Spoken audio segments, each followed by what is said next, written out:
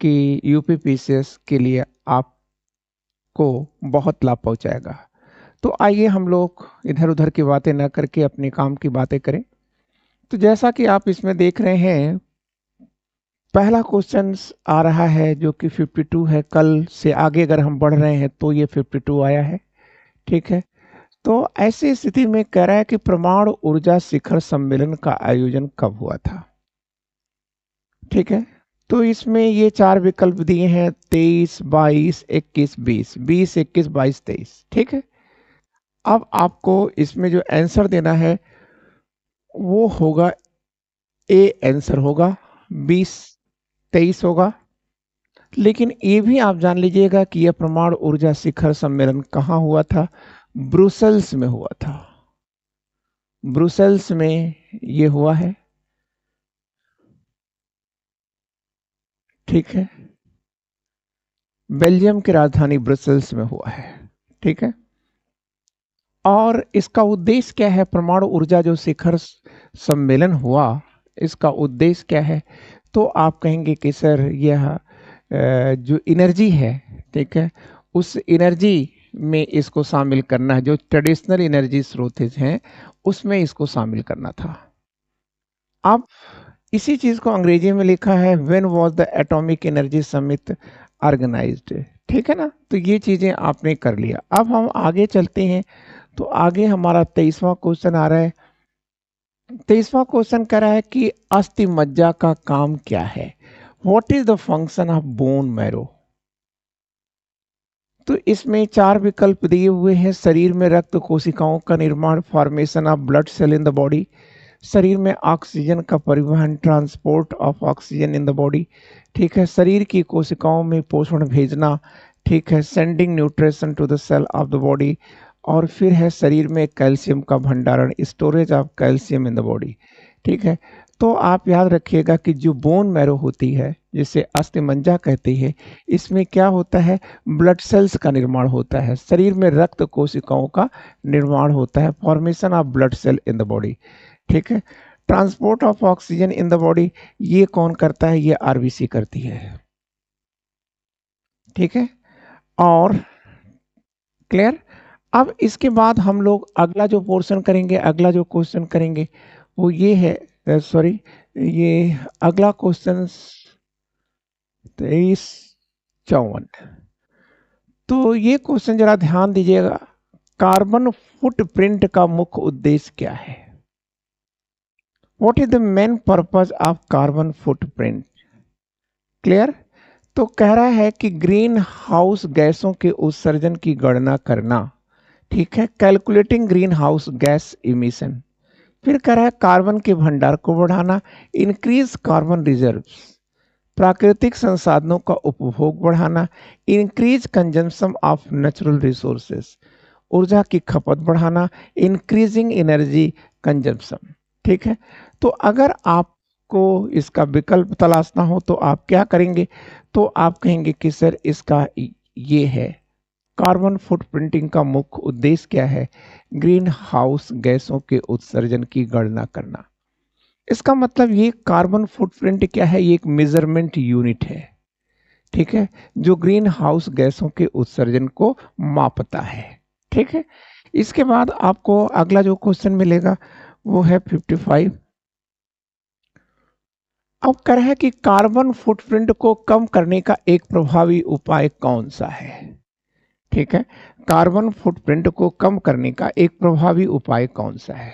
मतलब carbon footprint को, जो ग्रीन हाउस इमिशन हुआ है, उसको अगर आप कम करना चाहते हैं तो आपको क्या करना है?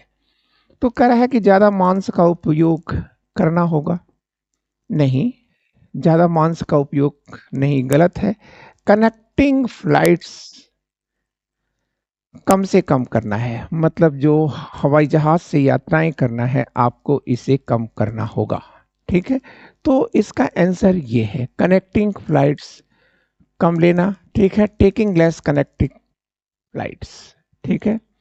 केवल प्राइवेट वाहनों का उपयोग करना, यहाँ पर एनर्जी वो सॉरी ग्लोबल जो कह सकते हैं कि सॉरी कार्बन फुटप्रिंटिंग जो है से इससे तो कोई मतलब है नहीं, ठीक है। या ग्रीन हाउस गैसेस से, चाहे वो आप प्राइवेट वाहन का यूज करें, चाहे आप पब्लिक वाहनों का यूज करें, तो भाई वो तो ग्रीन गैसेस को तो जनरेट कर ही रहा है, ठीक है।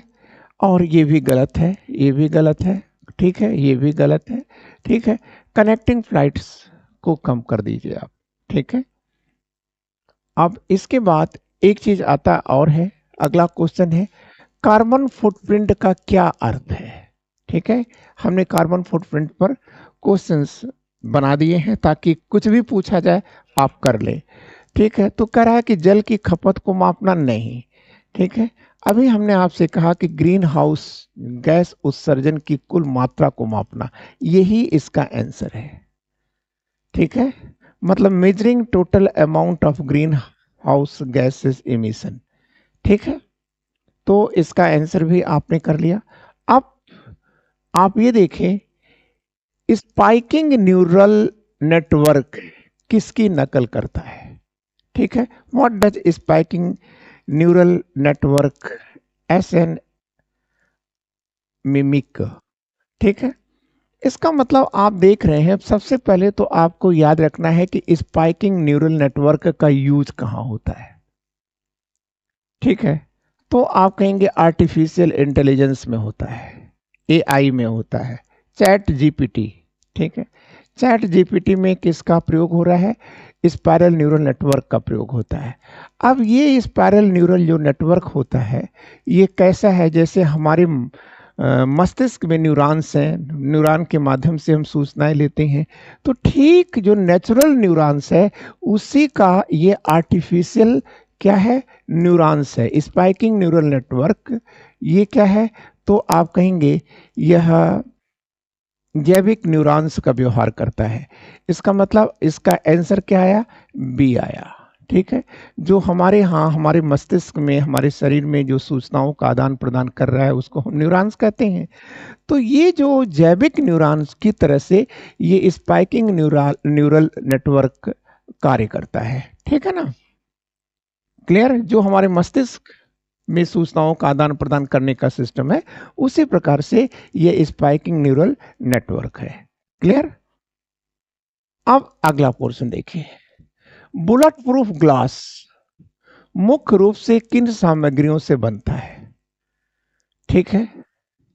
बुलेट प्रूफ ग्लास, तो आपने देखा होगा कि हमारी जो सेना के जवान हैं, पुलिस के जवान हैं, ये एक विशेष जैकेट पहनते हैं जिसे बुलेट प्रूफ जैकेट कहा जाता है, ठीक है।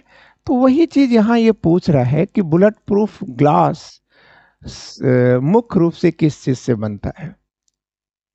तो देखिए प्लास्टिक और रबर ये तो बिल्कुल ही नहीं होता, ठीक है। इसमें होता है सिरेमिक और एक हार्डनेस स्टील होता है और भारी नायलॉन के कपड़े होते हैं। क्लियर ना। तो इसी को मिला करके बुलेट प्रूफ ग्लास बनाया जाता है, ठीक है। जिसमें जो सिरेमिक होता है इसका कार्य क्या है, ठीक है। क्लियर। तो ये कपड़े पर ही, जो नायलॉन का कपड़ा है इसी पर सिरेमिक को और स्टील को फिक्स किया जाता है, ठीक है। तो इसमें सिरेमिक क्या करता है कि जो तेज गति से आती हुई बुलेट है या गोली है बंदूक की या मशीन गन की जो गोली है, ठीक है, उसकी जो गति होती है उसको रोक देता है। क्लियर। तो आपको ये चीजें नहीं जानना था, आपको बस इतना जानना था कि ये किससे बनता है। तो सिरेमिक से बनता है, स्टील से बनता है और नायलॉन के कपड़े से बनता है, ठीक है। What materials are bulletproof glass mainly made of, ठीक है ना। तो इसका विकल्प बी है। फिर अगला, बुलेट प्रूफ ग्लास में सिरेमिक का क्या कार्य है। अभी मैंने आपको बता दिया कि बुलेट को अचानक रोककर उसकी ऊर्जा को नष्ट कर देना, ठीक है।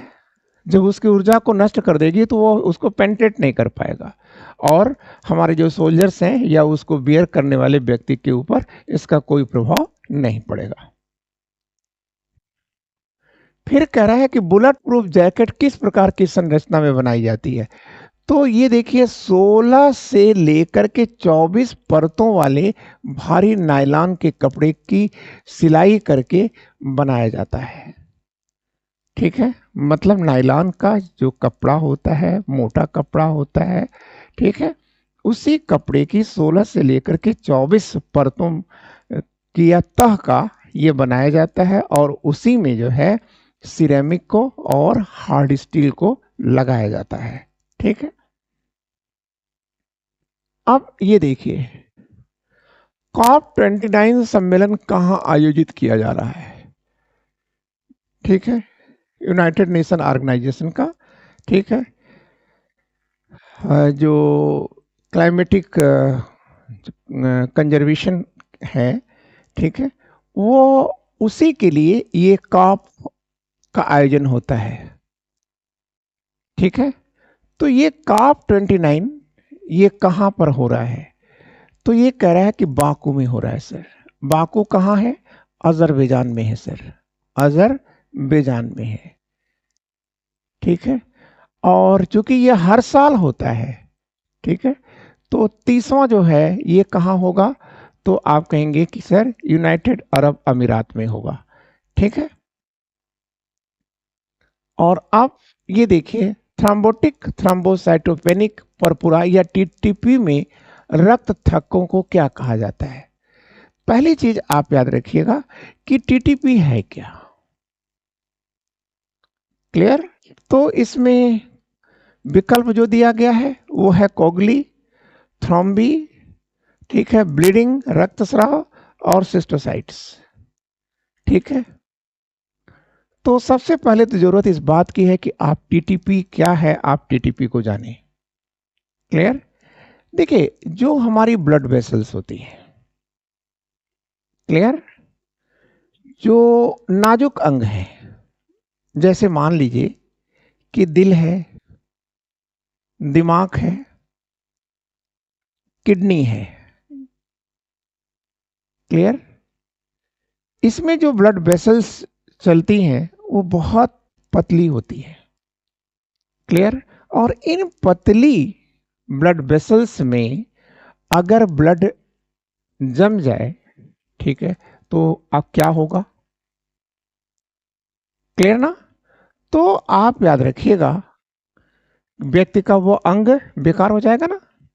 तो वही चीज पूछ रहा है कि टीटीपी अर्थात नाजुक अंगों को, ठीक है, ब्लड ले जाने वाली पतली पतली जो ब्लड वेसल्स होती हैं उसमें जब रक्त का थक्का जम जाता है तो उसी को किस नाम से जाना जाता है, तो आप कहेंगे कि सर उस थक्के को थ्रोम्बी कहा जाता है।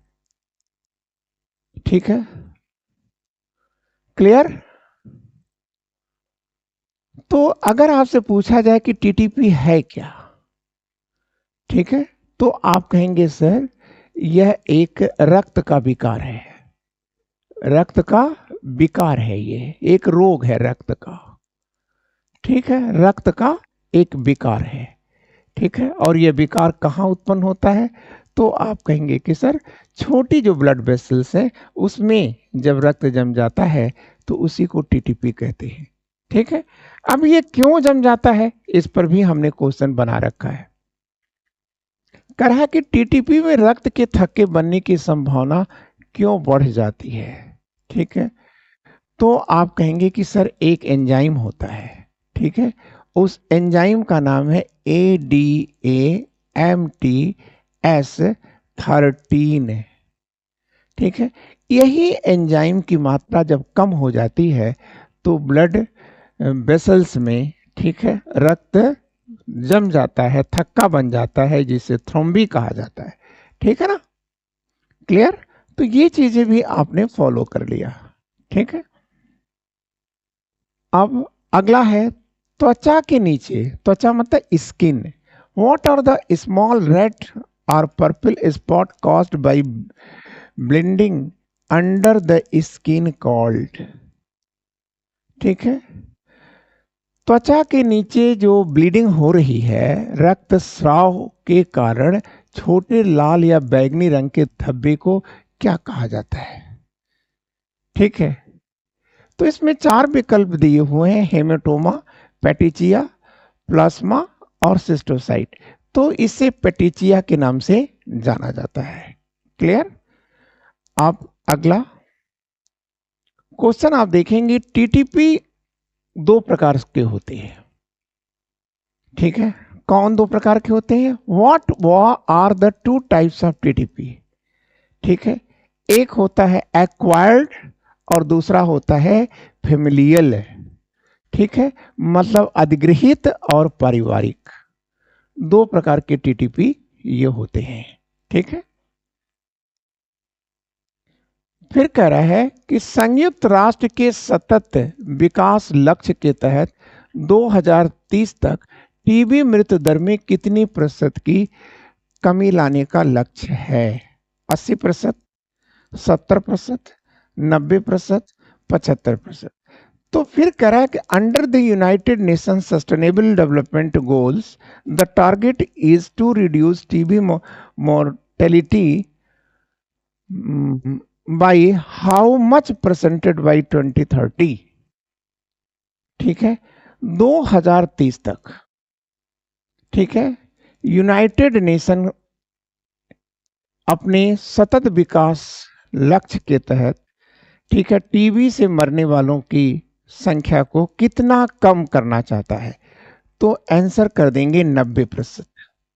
90% तक की वो कमी करने का लक्ष्य है उसका।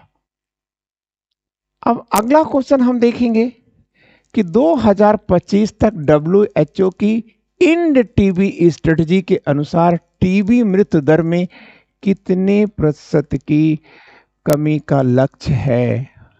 ठीक है, यहां आप देख रहे हैं, ठीक है, 2030 और यहां आप देख रहे हैं, ठीक है, 2025। 2025 में यह टारगेट है WHO का। ठीक है, और 2030 में यह लक्ष्य है UNO का।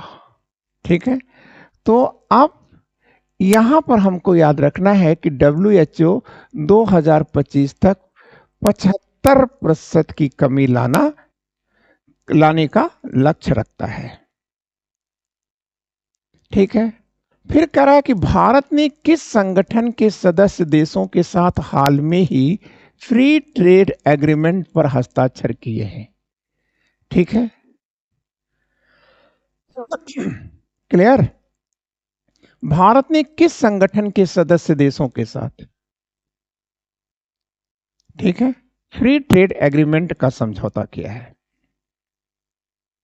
तो आप कहेंगे कि सर यूरोपीय मुक्त व्यापार संघ, यूरोपियन फ्री ट्रेड एग्रीमेंट। ठीक है, इन्हीं के साथ समझौता ये किया है। सॉरी, एग्रीमेंट नहीं, association, European free trade association के साथ ये है, ठीक है, समझौता हुआ है। अब कह रहा है कि एफटीए में शामिल ईएफटी, यूरोपियन फ्री ट्रेड जो एसोसिएशन है, इसके सदस्य देश कौन से हैं? क्लियर? तो आइसलैंड है, जर्मनी है, नॉर्वे है, स्विट्जरलैंड है, ये नहीं है। आइसलैंड, लिechtenstein, नॉर्वे और स्विट्जरलैंड, ये इसका आंसर है, ये दोनों नहीं है। क्लियर? और अब ये पूछ रहा है कि एफटीए का मुख्य उद्देश्य क्या है?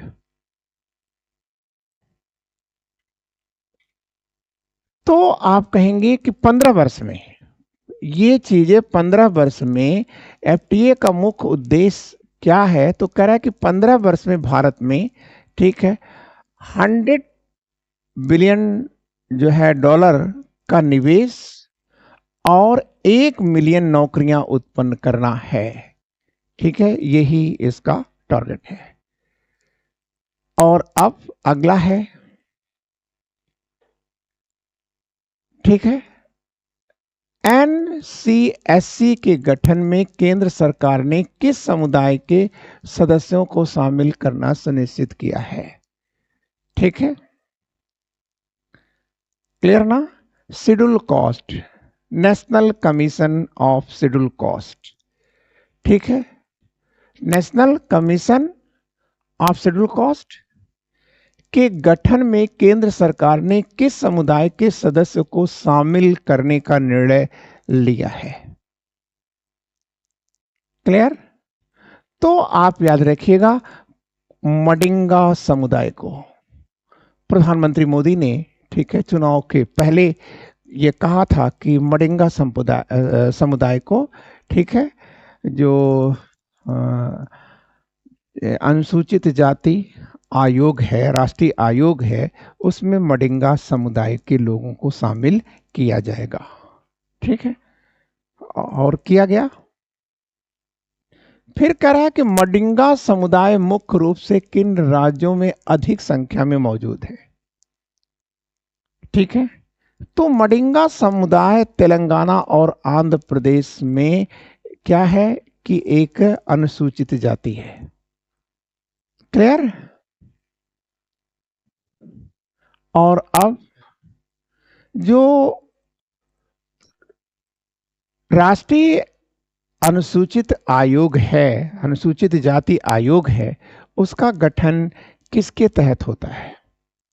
तो आप कहेंगे कि सर अनुच्छेद 338 के अंतर्गत, ठीक है, अनुसूचित जाति आयोग का गठन होता है, अनुसूचित। ठीक है, अब इसके साथ साथ एक क्वेश्चन आपका और आता है, ठीक है, राष्ट्रीय अनुसूचित आयोग का गठन, एनसीएससी का गठन किस प्रकार का निकाय है? संवैधानिक है, संविधान में उल्लेख है, तो इस प्रकार से यह एक कॉन्स्टिट्यूशनल बॉडी है।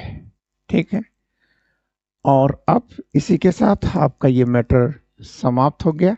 ठीक है, पुनः हम कल आपसे मिलेंगे।